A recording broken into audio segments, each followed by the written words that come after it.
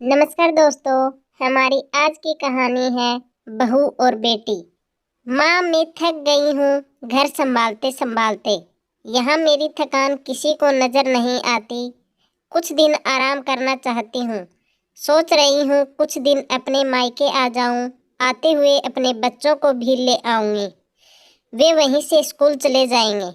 आखिर एक ही शहर में ससुराल और मायका होने का कुछ फायदा मिले।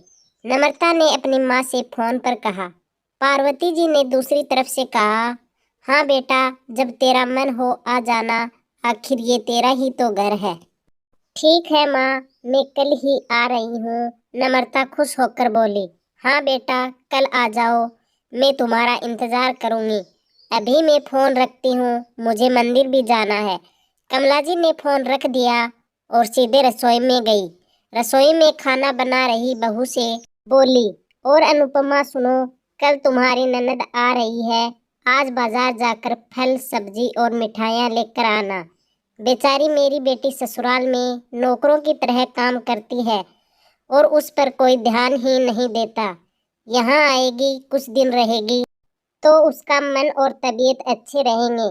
सास के मुंह से ऐसी बातें सुनकर अनुपमा का मुंह उतर गया।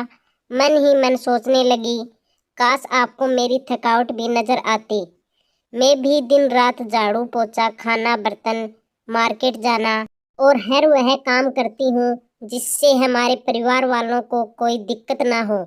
काश आप मुझ पर भी ध्यान दे पाती। आपकी बेटी तो जब मन में आता है तब यहाँ आ जाती है, लेकिन मैं साल में एक ही बार ही अपनी माँ के पास जाती हूँ, तब भी आपको दिक्कत होती है।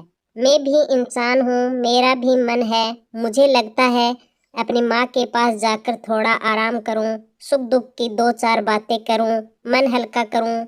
भगवान, अब आप ही कुछ करो ताकि मेरी सास की आंखें खुले और उसे मेरी थकावट भी नजर आए।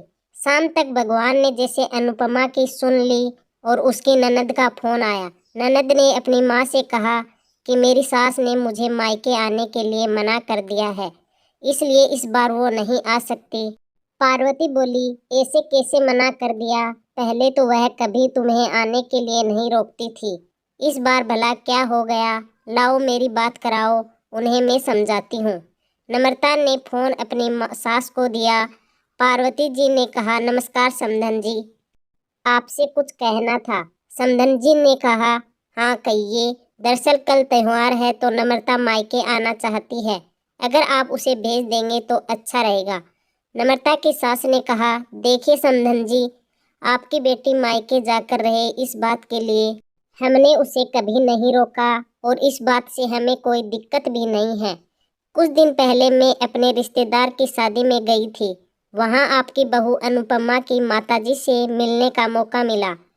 उनसे गपशप के दौरान पता चला कि अनुपमा को साल में एक ही बार अपने मायके जाने को मिलता है, और वो भी बहुत कम समय के लिए। मुझे लगता है पहले अनुपमा को मायके भेज देना चाहिए, और जब वह मायके होकर आ जाएगी तो मैं नम्रता को आपके पास भेज दूंगी।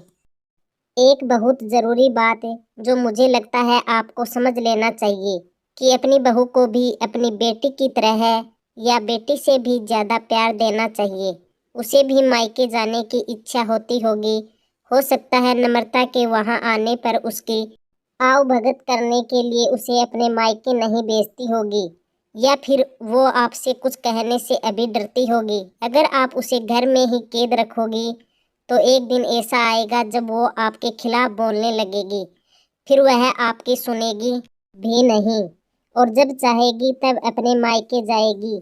ऐसी परिस्थिति आए, इससे अच्छा है आप खुद ही अपने में बदलाव लाएं, जिससे आपका रिश्ता और रिश्ते की मिठास खराब न हो। पार्वती जी को अपने समधन जी के एक शब्द में सच्चाई नजर आई। उन्हें महसूस हुआ कि उन्होंने अपनी बेटी के प्यार में अंधे होकर कभी भी अपनी बहू के मन का विचार नहीं किया। उन्होंने हमेशा अपनी बेटी को ही अपनी बहू से ऊपर रखा। दूसरी तरफ नम्रता भी अपनी भाभी के बारे में सोच रही है, इस बातचीत को सुन रही थी। उसे भी एहसास हुआ कि वह भी कभी भाभी से ठीक से बात नहीं करती, और जब जब मैं मायके जाती हूँ तो भाभी थोड़ा उदास सी रहती है। पार्वती जी ने अपनी बहू को बुलाया और कहा, अनुपमा, कुछ दिनों के लिए नम्रता नहीं आने वाली है, इसलिए तुम अपने मायके हो आओ। यह सुनते ही अनुपमा का चेहरा खिल उठा, क्योंकि यह पहली बार था जब उसकी सास ने सामने से उसे मायके जाने के लिए कहा था। अगले दिन अनुपमा अपने मायके गई और इस बार एक दो दिन नहीं, पूरे हफ्ते रहकर आई। अपने माँ पिताजी से, अपने रिश्तेदारों से मिलकर आई।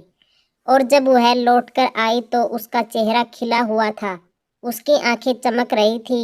अनुपमा के आने के बाद नम्रता भी अपने मायके आई और इस बार वो खुद सामने से अपनी भाभी से खुशी खुशी मिली और अच्छे से बात की। नम्रता ने अपनी माँ से बात करके उन्हें भी अच्छे से समझाया कि वो कहीं न कहीं अनुपमा के साथ गलत कर रही हैं। दूसरी तरफ अनुपमा अपने ससुराल वालों के बदलाव से बहुत खुश थी। अब वह खुशी खुशी सबका ध्यान रखती और हर काम प्यार से करती।